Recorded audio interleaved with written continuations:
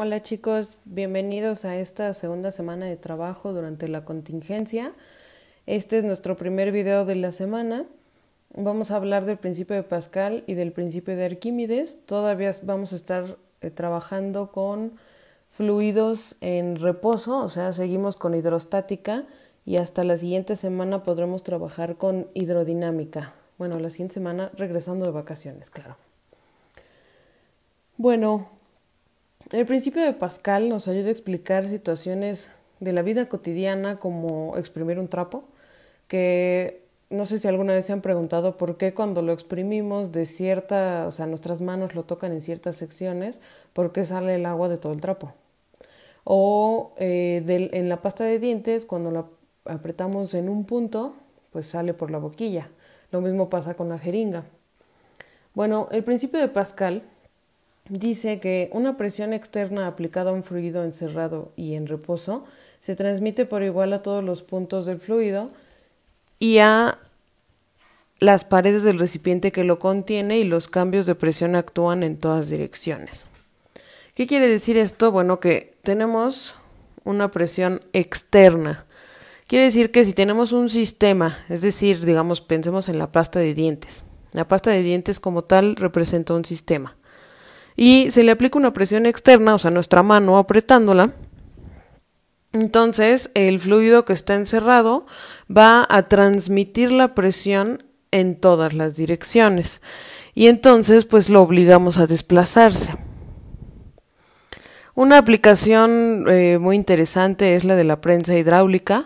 Vean cómo el pistón que está pintado de rojo representa una fuerza que se acciona gracias a la acción de esta palanca, y esta fuerza que se aplica sobre un área, eso es una presión.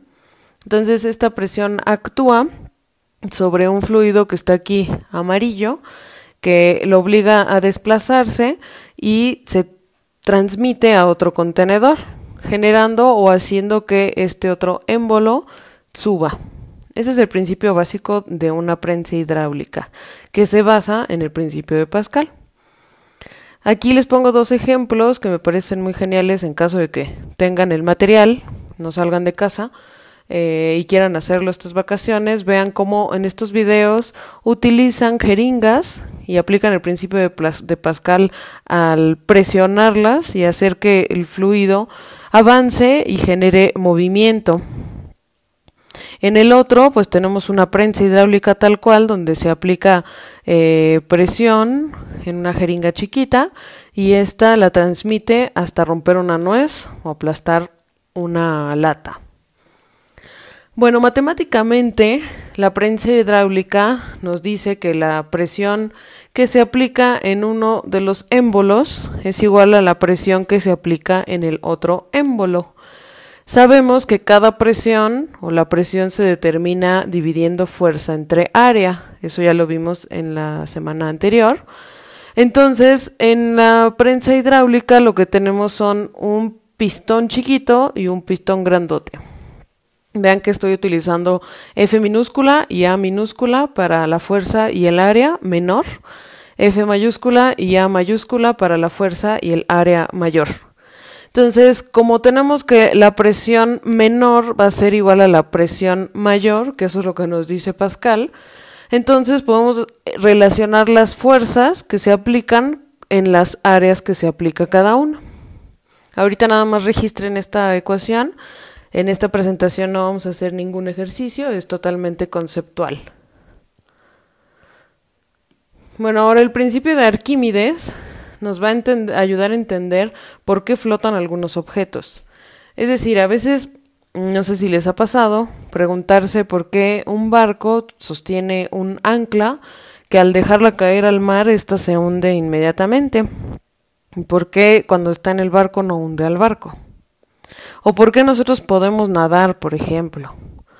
Bueno, pues resulta ser que siempre ha sido una incógnita. Entonces, Arquímedes logró desarrollar las ecuaciones y explicar este fenómeno. El postulado de su principio dice que cuando un objeto se sumerge en un fluido, la fuerza de empuje o de flotación sobre el objeto es igual al peso del fluido desplazado por el objeto. Vean que es muy importante que relaciona la fuerza de empuje con el peso del fluido.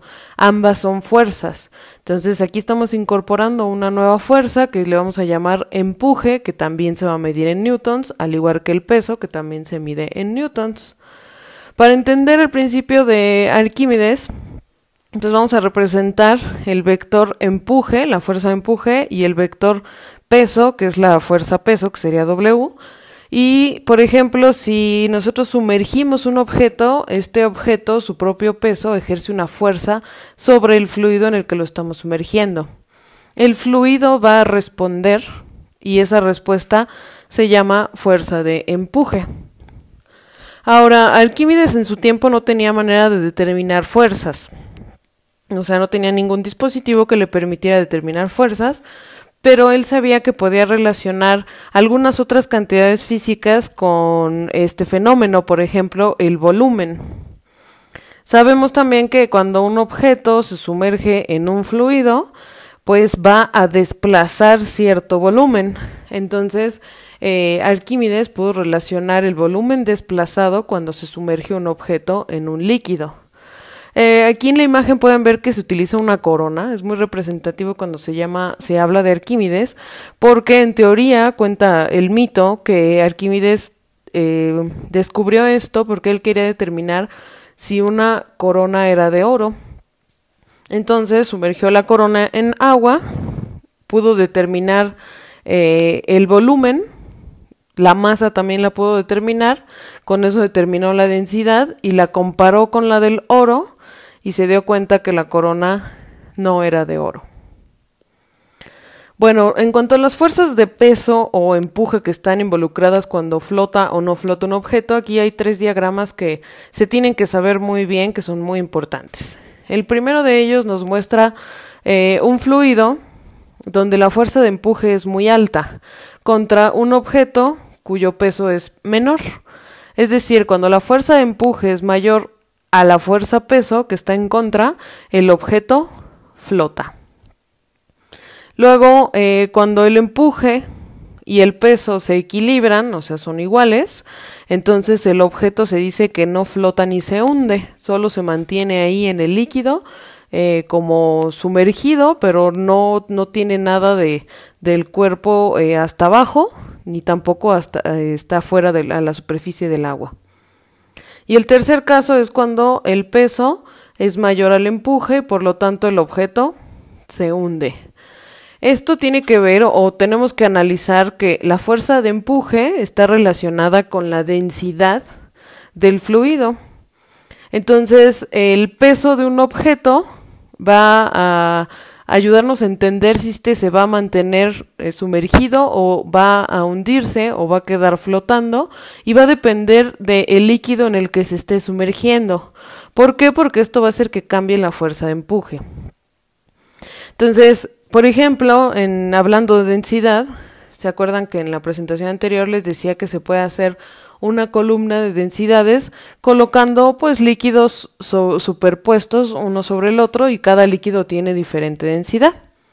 Por ejemplo, aquí el líquido más denso es el de la miel y por supuesto está hasta abajo. Ahora observen que un objeto que no es un fluido, o sea, por ejemplo este clavo, cuando lo agregamos o lo echan a esta columna de diferentes líquidos, se va hasta el fondo, se hunde. Y si consideramos todos los líquidos que están aquí, pues obviamente el clavo tiene mucho mayor densidad y por eso se va hasta abajo. Si lo comparamos específicamente con la miel, tendríamos que decir que también es más denso que la miel porque se va hasta abajo. Por ejemplo, este tomato cherry, ¿qué es lo que sucede? Que al parecer queda sobre la leche. Aquí se queda reposando sobre la leche, entonces podríamos decir que el tomate cherry es menos denso que la leche, pero no podríamos afirmar que tiene la misma densidad que el jabón para trastes, porque pues realmente está recargado sobre la leche. Y por ejemplo acá la pelota de ping pong se queda sobre el aceite para lámpara, una lámpara de aceite. Esto quiere decir que esta pelota de ping pong es menos densa que este aceite. Si ustedes dejaran caer, por ejemplo, algunos objetos que se quedaran en medio, o sea, como que ni flotando ni hundiéndose, podríamos asumir que tiene la misma densidad de líquido en el que se colocan. Bueno, vamos a utilizar algunas ecuaciones. En este caso, para determinar la fuerza de empuje, podemos determinarla de dos formas. Una es restando el peso del objeto, que sería en el aire, el peso que determinamos cuando se encuentra en una situación normal, o sea, con aire alrededor.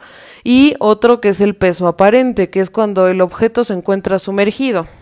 Este peso aparente es un concepto muy importante porque nos ayuda a entender por qué una persona, si la cargan y están dentro de una piscina, se siente mucho más ligera que si la intentan cargar afuera de una piscina. Entonces, ese peso que no es el real es el peso aparente. Y la otra ecuación que nos permite determinar el empuje es esta de acá, que nos relaciona la densidad del fluido con el volumen del cuerpo que está sumergido y la gravedad. También registren estas ecuaciones, chicos. Ahorita no vamos a hacer ejercicios hasta mañana o a la siguiente sesión, pero váyanlos escribiendo. Bueno, y hay otra situación que tiene que ver con el principio de Arquímedes, que son los icebergs. Lo que sucede con ellos, o lo que tienen de particular, es que parte de su cuerpo se hunde y parte de su cuerpo queda sumergido. Nosotros podemos determinar el volumen de este cuerpo sumergido conociendo la densidad del fluido y la densidad del cuerpo al que estamos analizando. Entonces, esta es otra ecuación que necesito que escriban, por favor, ahí en sus notas. La vamos a estar utilizando y aquí está el significado de todas las variables para que lo vayan guardando. Explicaré más a fondo en los ejercicios, ¿eh? Bueno, con esta información pueden hacer su actividad de aprendizaje, que es totalmente teórica, chicos. Suerte. Nos vemos la siguiente sesión.